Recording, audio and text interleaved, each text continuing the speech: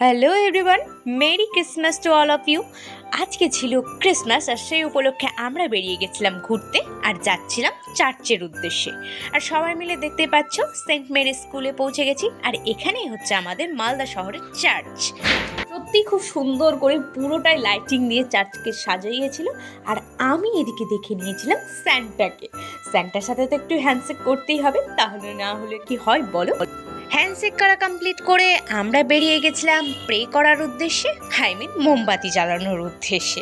আর তারপরে পুরো চার্চটাকে একটুখানি স্ক্রোল করে নিলাম। এই যে মা মেরি, আর এইদিকে খুব সুন্দর একটা ভিউজ ছিল কিন্তু।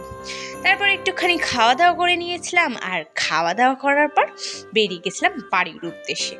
বাড়িতে এসে দেখলাম এত সুন্দর একটা কেক বানানো হয়েছে। হ্যাঁ, এটা আমার দিদি বানিয়েছিল।